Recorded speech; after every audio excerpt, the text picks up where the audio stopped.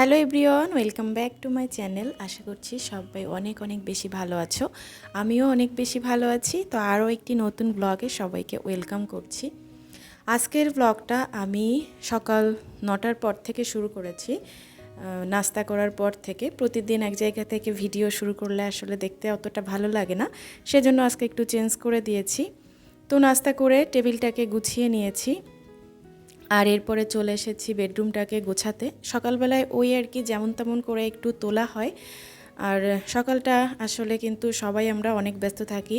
যাদের বাচ্চা আছে তারা বাচ্চাদেরকে নিয়ে, হাজব্যান্ডদেরকে নিয়ে অনেক বেশি ব্যস্ত থাকতে হয়।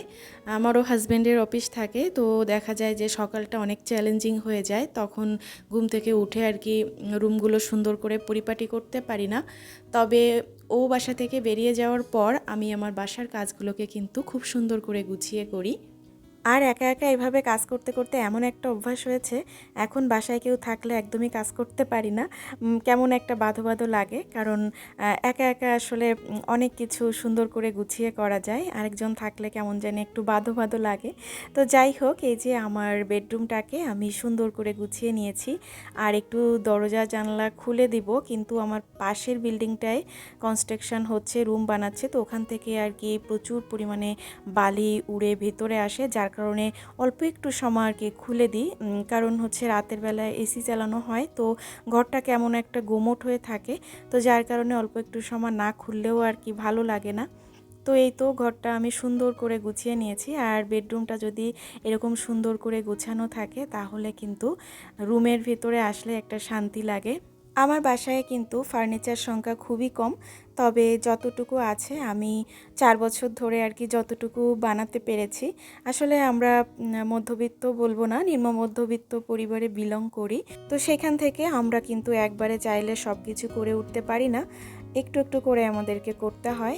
আর হাজব্যান্ডকেও একটু সময় দিতে হয়, না হলে কিন্তু সারাক্ষণ যদি বউয়ের ডিমান্ড এটা ওটা থাকে তাহলে কিন্তু সংসার জীবন কখনোই সুখের হবে না।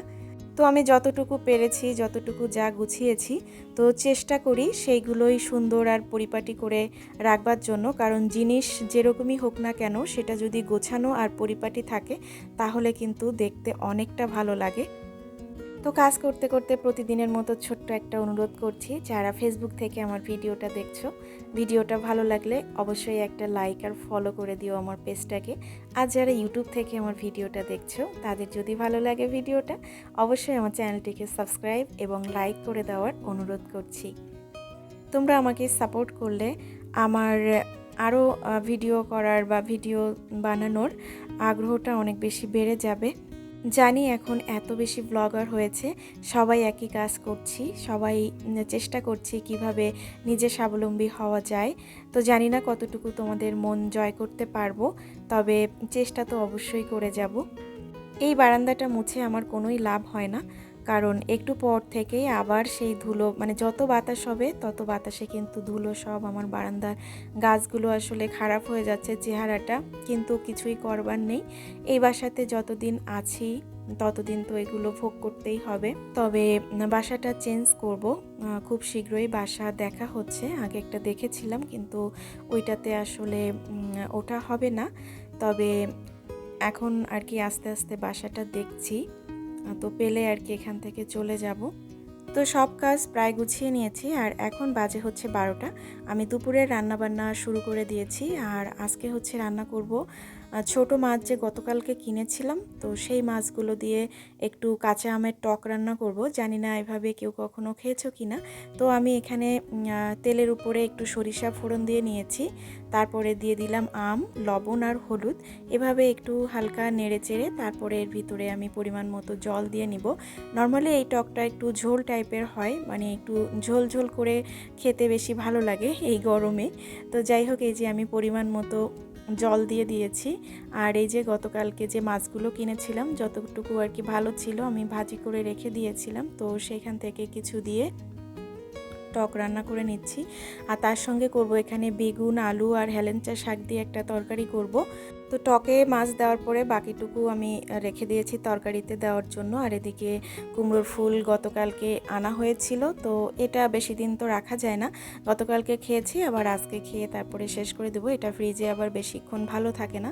তো এই যে টকটাও বসিয়ে দিয়েছি, ভাতটাও হয়ে গেছে, আর এই যে টকটার ফাইনাল লুক। আর এদিকে আমি ব্যাটারে চুবিয়ে চুবিয়ে যে কুমড়োর ফুলের বড়াটা ভাজি করে নিচ্ছিলাম। আর এখন যে পরিমাণে গরম পড়ছে না, তো এই ধরনের খাবার খেতে কিন্তু অনেক বেশি মজা লাগে। ভারী মানে হেভি মশলাযুক্ত খাবার এগুলো আসলে খেতে অতটা গরমে ভালো লাগে না, আর পেটও কিন্তু ভালো থাকে না।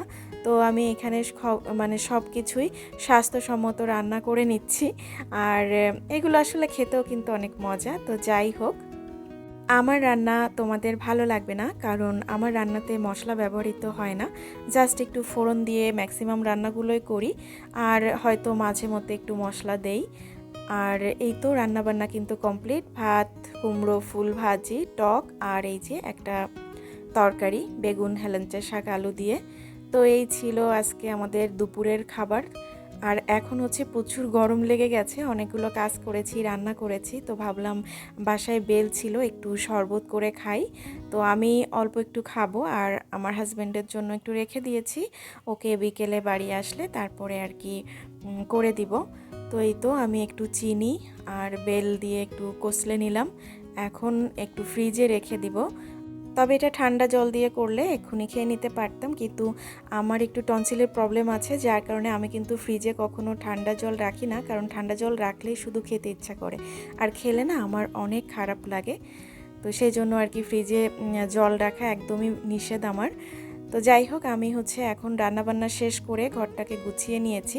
তো এই সময়টুকুতে আর কি যতটুকু ঠান্ডা হয় শরবতটা, ঠিক ততটুকুই আর কি খাবো। আর বেশি গরমে কিন্তু একদমই অনেক ঠান্ডা খাওয়া একদমই উচিত না। তো যাই হোক, আজকের মতো কিন্তু আমার কাজকর্ম সব কমপ্লিট, আর আমি শরবতটাকে বের করে নিয়েছি। এখন একটু ফ্যানটা ছেড়ে দিয়েছি, তো বসে বসে একটু খেয়ে নিব। এত গরমে কাজ করতে অনেক কষ্ট হয়। তো বন্ধুরা, ভিডিওটা আর বেশি বড় করছি না। জানি না তোমাদের কেমন লাগলো ভিডিওটা, যদি কেউ একটু কমেন্ট করে আমাকে জানাও তাহলে আমি বেশ উপকৃত হব এবং অনেক আনন্দ পাবো মনে। তো আজকের ভিডিওটা আমি আর বেশি বড় করছি না, শরবতটা খেতে খেতে এখানেই বিদায় নিয়ে নিচ্ছি। আর তোমরা সবাই অনেক বেশি ভালো থেকো, সুস্থ থেকো। আমার পরবর্তী ভিডিও দেখবার আমন্ত্রণ রইল সবাইকে। টাটা।